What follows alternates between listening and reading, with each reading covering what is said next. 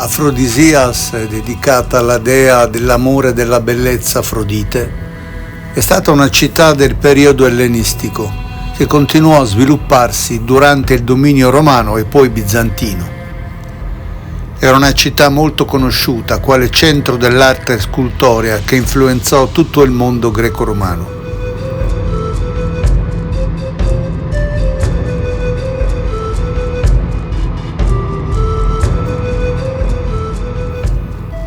Questo è il Tetrapilo, ovvero la porta monumentale sulla via per il grande tempio di Afrodite. Si ritiene che questo monumento di grande pregio ed eleganza sia stato edificato nel secondo secolo d.C.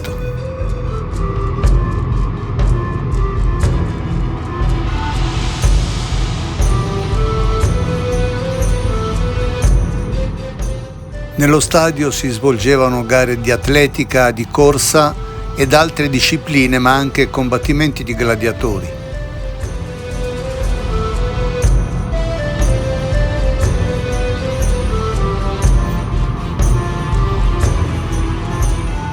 Questo che vediamo è il suggestivo Odeion, uno stadio utilizzato per i concerti, le recitazioni di poesie, ma anche per conferenze di carattere politico, musicali e poetiche.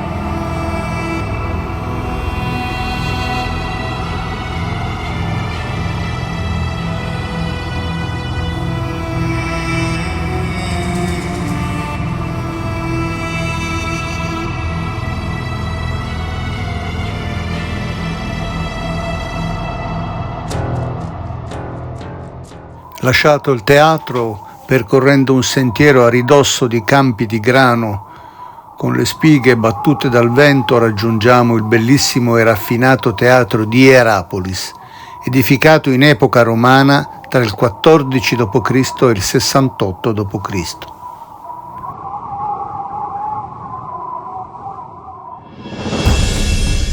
A valle, disseminate qua e là, antiche tombe con forme diverse.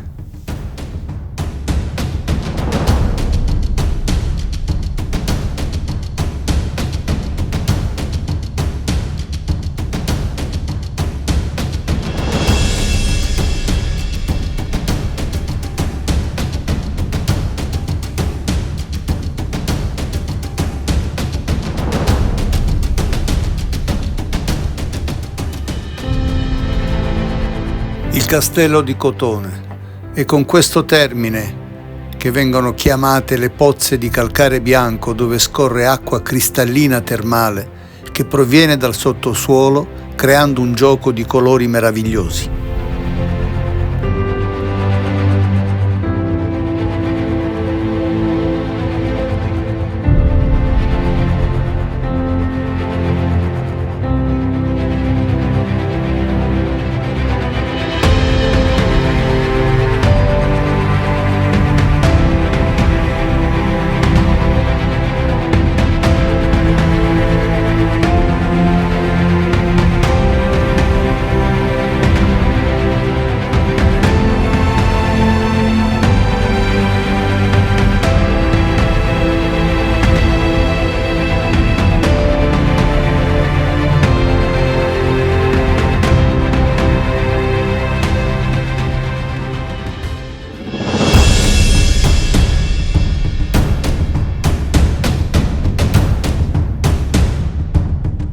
Siamo a Laodicea, fondata da Antioco II Teo, sovrano di Siria, in onore dell'adorata moglie Laodice.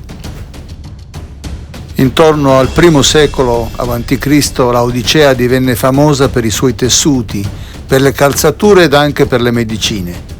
Citata nell'Apocalisse di Giovanni e sede di un concilio nel 350, venne totalmente distrutta da un terremoto nel 494 e mai più ricostruita.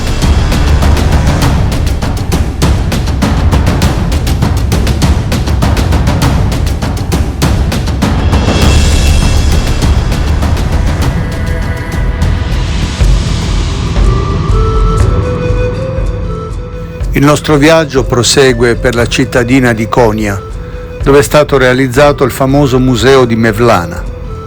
Mevlana, che significa la nostra guida, è il nome che venne dato al filosofo mistico fra i più conosciuti al mondo, Celal-ed-Din Rumi. Il museo custodisce la tomba del filosofo ed è particolarmente sacro per i musulmani.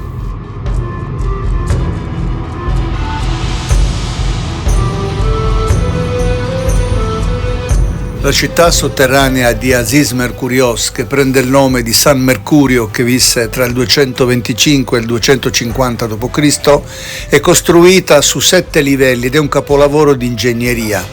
Certamente, come le altre città sotterranee scavate nella roccia, fu fatta al scopo di proteggere le popolazioni dalle continue invasioni. Enormi pietre rotanti chiudevano ermeticamente i vari ingressi alla città, all'interno della quale però non mancava nulla, come testimoniano i ritrovamenti di macine, pozze per l'acqua, strumenti per la produzione del vino e dell'olio. Le stanze sono collegate fra loro da gallerie realizzate in modo anche da disorientare un eventuale nemico che fosse riuscito a penetrare. Un luogo di mistero.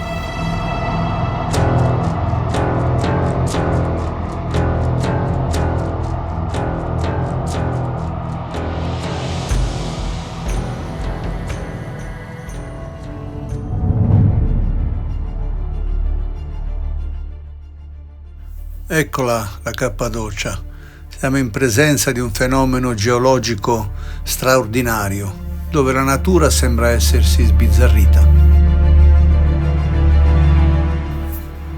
10 milioni di anni fa una sequenza di eruzioni di vulcani oggi spenti ha disegnato paesaggi unici, formati da ceneri trasformate in tufo, su cui l'erosione, ad opera di acqua e vento, ha creato canyon, cavità, colonne alte fino a 45 metri colorate e magiche, chiamate cammini delle fate. La punta sormontata da grandi massi stile cappello infatti hanno fatto pensare ai camini di creature fantastiche che abitavano le profondità della terra.